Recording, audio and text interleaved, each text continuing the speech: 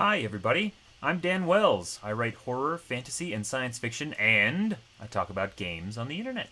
Today, we are going to talk about Odes of the Riddermark, which is the adventure book that goes along with the Riders of Rohan, Land of Rohan, One Ring setting book.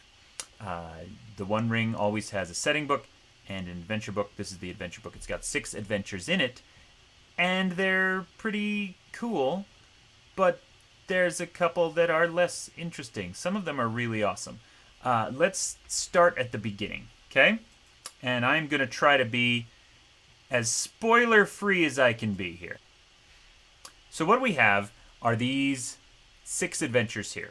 Blood on the Snow, and this kind of gives a little brief overview of them, so maybe don't read them, except there's no big spoilers in here. Blood on the Snow is probably my favorite one in this adventure thing, and it is not connected. The other 5 are all part of a campaign, and they're intended to be played in order, and there's an ongoing story. And Blood on the Snow is just kind of the introductory scenario, and it's the strongest one, in my opinion. It also, and I don't know if this is a causal relationship, but it's essentially Beowulf with some added social interaction thrown in. There is some kind of monster that has been eating horses, and the characters need to go out and deal with it. And it's Beowulf, basically. The addition that makes it more than Beowulf is that there are Dunlendings involved. The Dunlendings, of course, are, they call them the quote-unquote the wild men of the area. They are not Rohirrim, though there is a group of them called Wolfings that do have a familial connection to the Rohirrim. Anyway, they're a different culture of human beings that live in the same area. They do not get along with the Riders of Rohan. And a lot of this adventure is based around that ethnic tension. And so, if there is a downside to this adventure, it's that it would be very difficult to play it with a Dunlending character in the group, because a lot of it hinges on, I call it Beowulf. Parts of it are also very 13th Warrior, where there's these, alleged savage Dunlendings out there, and you think that they're the ones killing the horses, and then you meet them, and they're also looking for whoever's killing the horses, and you end up kind of teaming up and then fighting a monster. And I think the Dunlending character options in the Rohan book are one of the more interesting things to add, and it would be difficult to do that here. On the other hand, if you wanted to play all 6 of these adventures as a campaign, start with this as an introduction, and then go on to the interconnected ones, this would be a really good way of introducing a Dunlending character. You'd have to do some tweaking, have somebody start off with a Rider of Rohan or something like that, and then they die in glorious battle, and all the rest of the adventures that player gets to play a Dunlending, something like that. That could totally work. Anyway, this is a short, simple adventure that is very evocative, that draws on all the good Rohirrim and Dunlending backstory that exists in the world, but also is drawing on some very primal mythic stuff when you're dealing with the Beowulf stuff. So, it's really good. And I should say that the vibe, the tone, and the feel of this entire adventure book is just pitch perfect for Rohan. This is about, glorious warriors that ride horses, and they fight with spears, and they are trying to, win honor for the king or for the marshals, and it's a totally different feel than we've seen in any of the other One Ring adventure supplements. If you play through the Wilderland stuff, it's going to have one very specific tone to it, and then this Rohan stuff is a very different and very evocative, very cool tone to it that's very different. I do think that the Tales from the Wilderland, that's still the best one in terms of adventure supplements. if I have a major complaint about this one, it's that it builds too slowly. It does eventually, in this last one, The Woes of Winter, arrive at something appropriately climactic,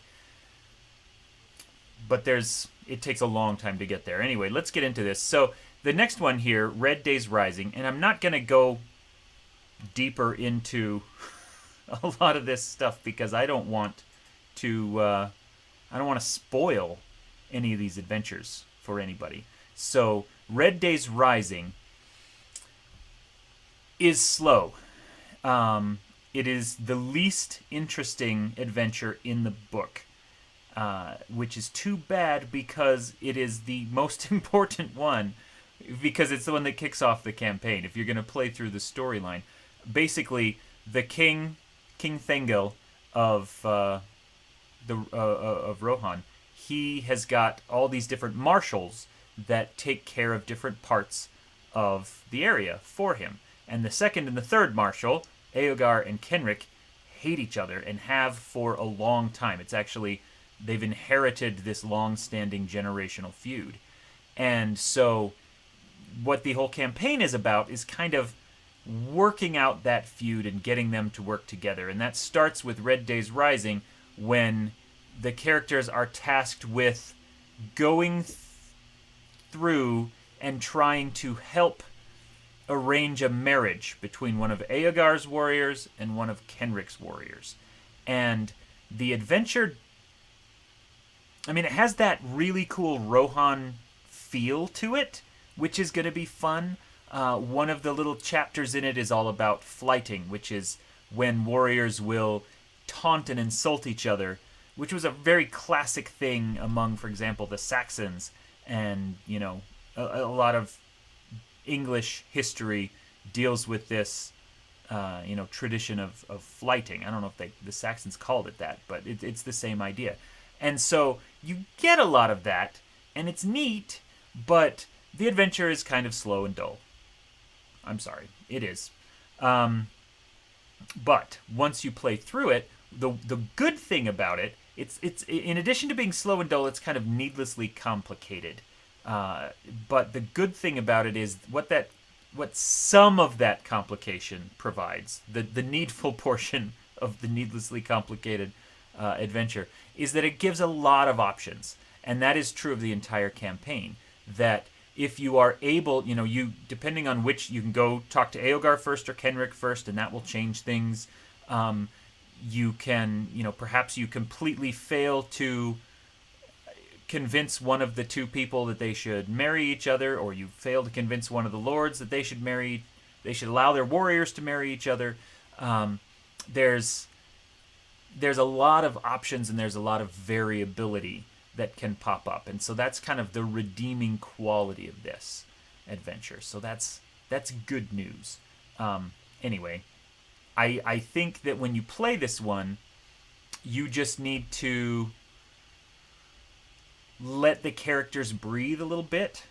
If I were the game master going through this one, that would be my tactic, is give them a chance to get to know each other, give them a chance to develop their characters a little bit. It doesn't have the really strong focus of Blood on the Snow, and it doesn't have any of the thrills that come later in the campaign. And so what it does have is opportunities to just kind of settle into your characters and breathe a little bit. Focus on that, get through it quickly, and then move on to the next one. So, Wrath of the Riders. Wrath of the Riders is actually a really cool one. Here, let's go back to the big PDF so you can see. Wrath of the Riders gets back to the Dunlendings again. And it kind of, on one hand, repeats a lot of what Blood on the Snow already did, in that you're supposed to start off hating the Dunlendings, and then you kind of work together and you get a chance to meet with them a little bit.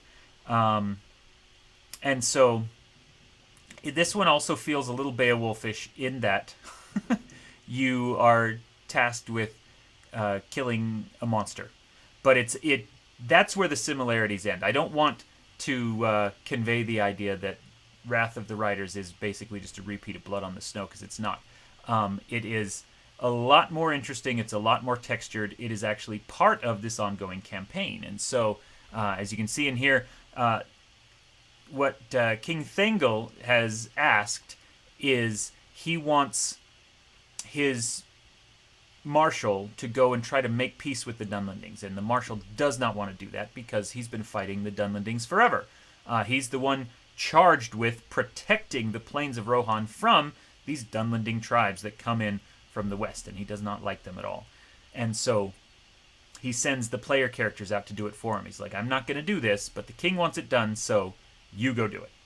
And that gives you a chance for some really, honestly, very fascinating interaction as you try to make peace with the Dunlendings, who are completely different from you.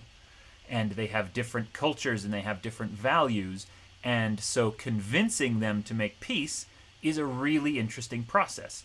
Now, the book does not provide any help whatsoever for how this will change if you've got Dunlendings in the party. It assumes that you are all riders of Rohan and that you're trying to make peace with a foreign culture, rather than maybe you're a mixed group that has some other people, and how's this going to change the negotiations if one of you is a Dunlending who's already made peace with the riders? Like, the adventure doesn't really cover that, and you're going to have to make it up yourself. What it does do is it gives you the chance to have this kind of really cool conversation with them, with the Dunlendings, and then you move on, and they say, well, okay, if you're going to help us, we need to talk to the witch. And the witch shows up and gives some prophecies and gives some commands, and then you've got a little quest that you need to perform for her and for the tribe at large. And, if you're able to kill that monster, and it's a nasty monster, then, yay, you've made some peace with the Dunlendings, which is great. Now, as you go through this, everything that you do in Red Days Rising, the people you are able to convince to marry each other, the inroads you're able to make with the marshals, that all matters long term. That's the great strength of this whole campaign. Coming into Wrath of the Riders, are you able to make peace with this group of Dunlendings? They're called the Iron Folk. If you make friends with them, that's going to come in really handy down the line. And if you don't, that's going to hurt you down the line. And so your ability to make peace at every stage of this campaign will affect things. It is a very political, very diplomatic campaign, despite mostly being about killing monsters and fighting orcs and stuff. Anyway, you'll see what I mean as we go. Just keep in mind that all of these kind of diplomatic handshakes and friendships that you're able to build matter long term, which is really cool. So let's move on to Black Horses, Black Deeds. This one changes a little bit, but whereas Wrath of the Riders was all about Eogar, now Black Horses, Black Deeds is all about Kenric. It's the other marshal, and you've got to go help him. Someone has been stealing horses, and you've got to figure out who it is. And that turns into a little investigation, and there's actually some pretty good secrets in this one that I want to spoil. But there's people you need to talk to. There's people you need to track down. It doesn't have that same level of kind of diplomacy that Wrath of the Riders did, but it does have more of a adventure-y kind of feel to it and some mysteries to solve, which is really cool. So, hooray for that. Below the Last Mountain is a lot of fun because you've got a big problem to solve. There's been a big raid into the plains of Rohan, and you need to go lock that down. You need to go stop it. And there are, of course, rumors that maybe it was Dunlendings, maybe it was orcs. What's going on? And you have to chase them. It's got really good kind of chase rules of you have tracked this group of orcs and you need to follow them across the plains. And it's got distractions that can pull you away, that slow you down, but also can provide help in other ways. And so it's an interesting tension, an interesting decision there. Plus, there's just a really simple but cool system to help you track these orcs across the plains. Are you able to catch up to them before they make it to their fort, to their defended camp, or can you catch them on the plains? And that's kind of the majority of the adventure.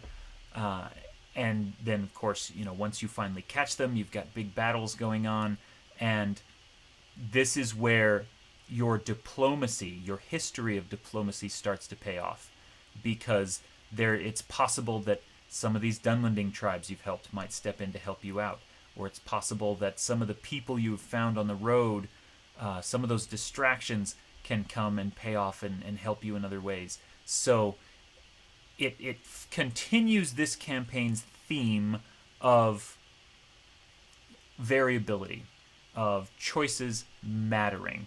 And that is a really fun thing to play through. You really feel like you are building something meaningful over the course of all these adventures. Now, at the same time that you are building something meaningful, there's this feud between Eogar and Kenric never goes away. And you get to the Woes of Winter, and it starts with Eogar and Kenric hating each other. It starts with the wedding that you arranged back here for Red Days Rising, which, according to their campaign notes, was 3 years earlier. And they still haven't gotten married. And the two marshals still hate each other. And it kind of, you get this eye-rolling feel of, why are we doing all of this if the campaign does not allow us to progress? It is frustrating, and I think the hook for Woes of Winter and the early sections are very frustrating in that sense. And I wish that they had found something more interesting than, these two people still hate each other, and the wedding you arranged 3 years ago hasn't happened yet, and nothing has changed because we only have one idea. That said, once you get past that initial speed bump of why doesn't anything ever change, things finally change. There is an enormous army of orcs coming in. And this is where all of your, 5 solid adventures of diplomacy and empire building pays off. Because this is a big, big army of orcs. And you tangled with a little army of orcs in Below the Last Mountain.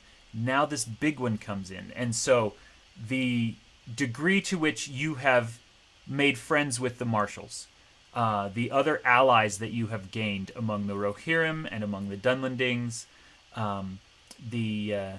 your ability to kind of pull people together, all of the people you've contacted over all 5 adventures comes together here and will affect how that big battle with the orcs goes, and who is able to fight in it, and what kind of aid you will receive, whether you'll be left by yourselves, or whether, it even affects where the battle will take place, and, when the battle will take place, and how many orcs you're going to face.